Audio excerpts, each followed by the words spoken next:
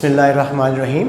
Assalamu alaikum, dear students. I welcome you all in second year of intermediate, and today we are going to start the introduction.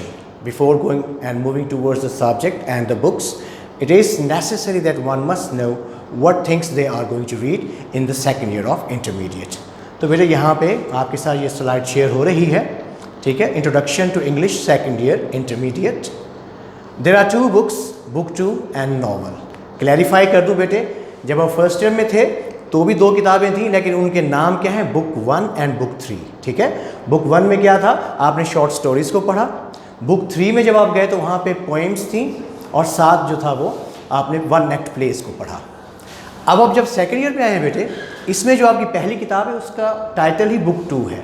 इसमें pros, जिसको हम नसर के नाम से या assess के नाम से जानते हैं, और साथ उसमें हीरोज़ हैं, और एक जो है पिछले 2 साल में एक डायलॉग को जो इसके अंदर ऐड किया गया है. ठीक है? और बेटे इसके अंदर एक जो है वो नॉवल है मिस्टर चिप्स के नाम से. हम भी ये सुनते रहे, आप भी सुनते रहे कि वो चेंज हो जाएगा, लेकिन फिल वक्त जो है वो अभी तक चेंज नहीं हुआ, एज इट इज़ ही है. तो इसलिए बेटा इसको यहाँ पे फिर लिख दिया है. ठीक है? अब बुक 2, यहाँ ये बताना बहुत ज़रूरी है बेटे, जब आप लिटरेचर की बात करते हैं तो लिटरेचर बेटा बहुत से जॉनरास पर मबनी है. यानी जब आप इंग्लिश लिटरेचर की बात कर रहे तो फर्स्ट ईयर में जो आपने 2 बुक्स पढ़ी उसमें आपको 3 ब्रांचेस को पढ़ाया गया. Short stories, one act place, और उसके बाद उसमें क्या था? आपने पोएम्स को, यानी जिसको हम पोइट्री के नाम से जानते हैं, वो आपने पढ़ा. अब जब आप सेकेंड ईयर में आए हैं बेटे, इसमें आप बुक 2 में एसेज पढ़ेंगे, प्रोज जिसको हम कहते हैं, नसर निगारी. ठीक है? मजमून निगारी जिसको हम कहते हैं.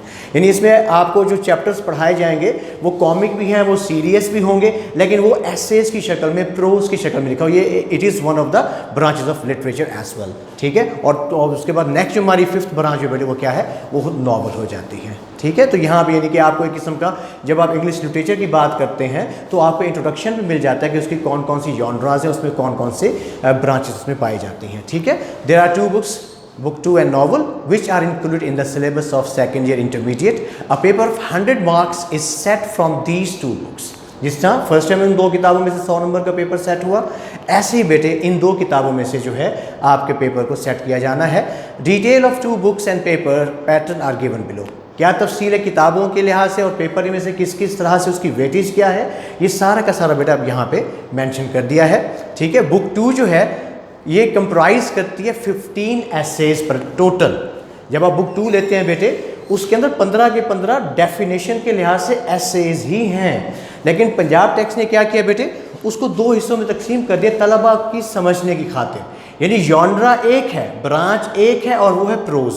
लेकिन समझाने के लिए क्या किया कि पहले 10 चैप्टर्स को उन्होंने प्रोज का हिस्सा कह दिया, उसके बाद जो 5 आगे उनको हीरोज़ का नाम दे दिया. यानी कि वो लोग हैं दुनिया में जिन्होंने साइंस के मैदान में या तिब के मैदान में या किसी भी लिहाज पॉलिटिकल मैदान में जो है ना मार का सर अंजाम दिया है, वो और बड़े शोहरत के हामिल ठहरे अपने मुल्क के लिए भी और पूरी दुनिया के लिए भी. तो उन हीरोज़ को इसके अंदर इंक्लूड किया गया है, प्लस एक डायलॉग को भी ऐड किया गया है. ये 2 साल से इसके अंदर तब्दीली आई है. जॉनरा के लिहाज से डायलॉग एक अलहदा चीज़ है, ये मुकालमे में आ जाता है, लेकिन इसको जो है आपकी बुक 2 में जो है वो शामिल कर दिया गया है. यानी देखा जाए तो प्रोज में हमारे 15 एसेज हैं.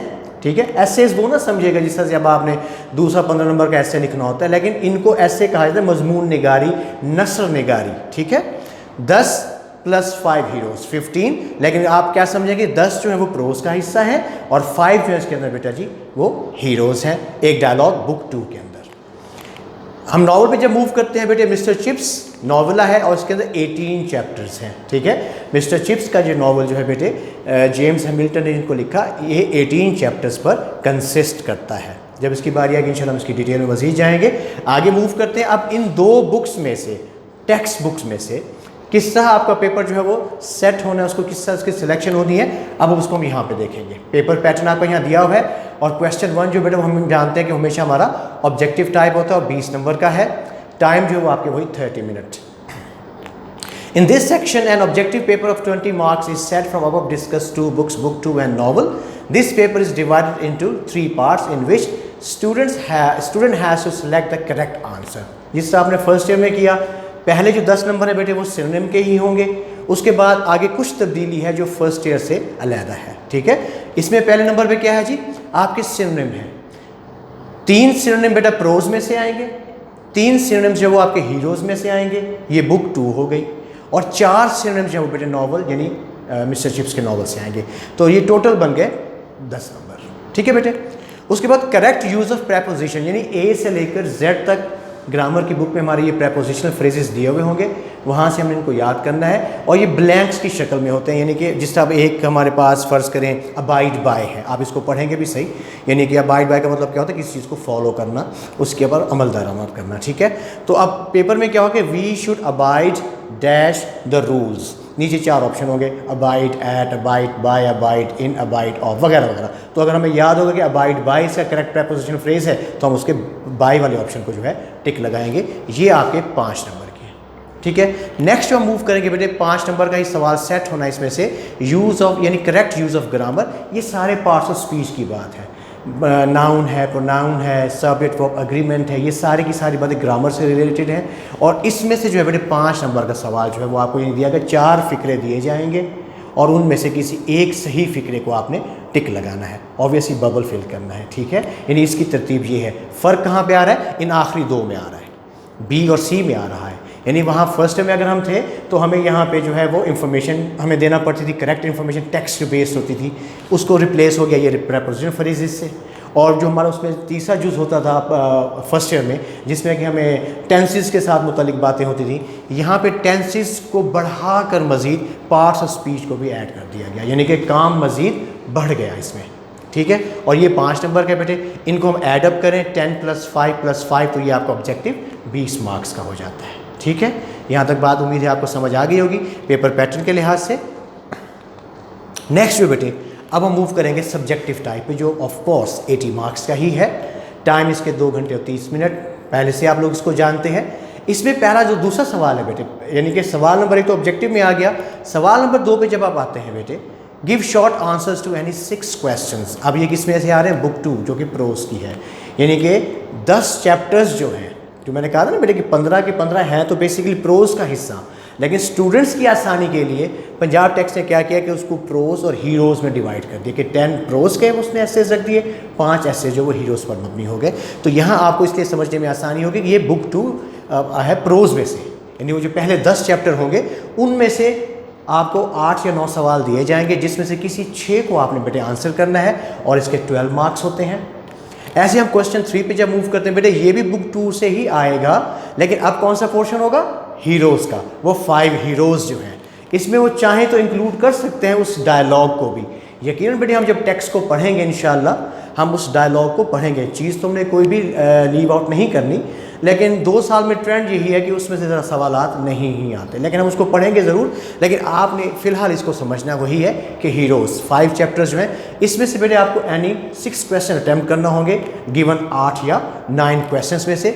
और यहाँ बेटे इसको ये टाइपिंग की मिस्टेक रहेगी, ये 6 सवाल होंगे बेटे और ये आपके 12 मार्क्स बनेंगे, ठीक है। ये 5 नहीं है, ये 6 है, 6/2 = 12। अच्छा, उसके बाद यहाँ पे भी बेटा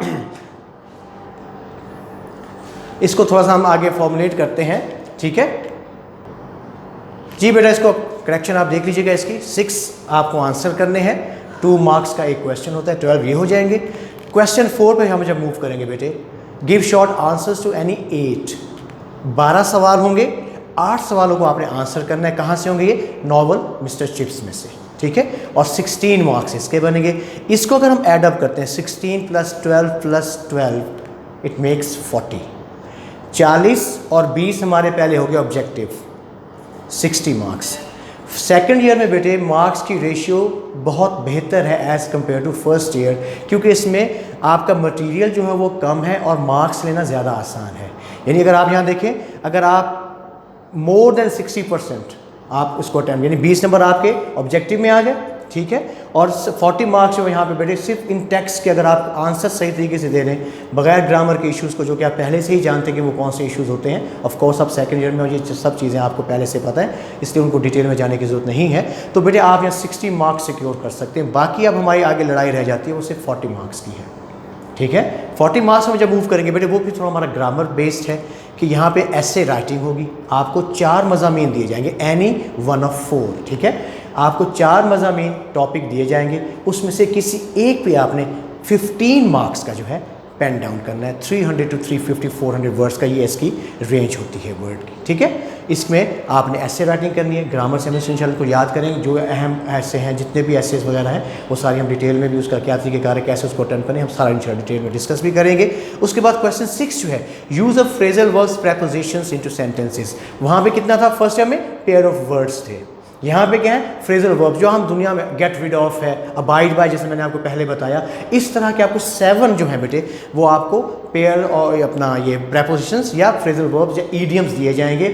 उनमें से एनी 5 को जो है आपने सेंटेंस के ज़रिए से उसके मीनिंग को एलेबोरेट करना है। अब ये नहीं कर देना कि जैसे I do not know the meaning of abide by, इस तरह के मार्क्स नहीं मिलेंगे, ठीक है। आपने उसके मीनिंग्स को जो है आपने क्लियर करना है, एलेबोरेट करना है। 5 जब अटैम्प्ट करेंगे हर एक सेंटेंस के 2 नंबर होते हैं, तो ये आपका 10 नंबर का हो गया, ठीक है बेटे। नेक्स्ट हम जब क्वेश्चन आते हैं 7 पे, तो यहाँ हमें ट्रांसलेशन दी हुई है, translation of the given passage into English. Selected होते हैं पैराग्राफ्स बेटे, ये भी ग्रामर बुक से ही है।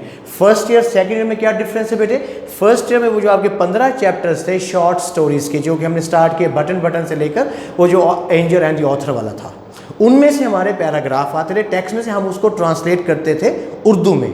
अब यहाँ पे क्या है बेटे, यहाँ उर्दू में एक हमें पैसेज दिया हुआ होगा, उसको हमें इंग्लिश में यानी फ्रेजल वर्ब्स का इस्तेमाल करते हुए या उसका बा मुहावरा जो हमें इंग्लिश में उसको ट्रांसलेट करना है। और ये बेटा कितने मार्क्स का है, ये 15 मार्क्स का है। अब इसको हम जब एडअप करते हैं 60 हम यहाँ पर रोका था, 60 + 70 और ये 30 मार्क्स मिला के आपके 100 मार्क्स बन जाते हैं। यानी आपका सब्जेक्टिव पोर्शन 80 मार्क्स का, आपका ऑब्जेक्टिव पोर्शन 20 मार्क्स का। इसको जब एडअप करते हैं बेटे तो यहाँ पे हमारे 100 मार्क्स की पेपर की जो है वो तरतीब मुकम्मल हो जाती है। आई एम श्योर कि बेटे आपको ये सारी बात जो है वो समझ आ गई। मैंने कोशिश की कि मैं ज़रा इसको आराम से बताता जाऊँ ताकि आपको भी समझ आ जाए, और ऑब्वियसली लेक्चर आपका रिकॉर्डेड भी होगा, फिर भी कोई प्रॉब्लम हो तो आप इसको रिकॉर्डिंग को दोबारा भी देख सकते हैं, रब्ता भी कर सकते हैं अगर फिर भी इसमें कोई इशू रह जाए। क्योंकि बुक को पढ़ने से पहले जो है बेटे पेपर का पैटर्न आना बहुत ज़रूरी है, ताकि आपको पता हो कि आप जिस रास्ते पर जा रहे हैं उसमें मार्क्स की वेटेज क्या और आपने पढ़ना क्या है, ठीक है।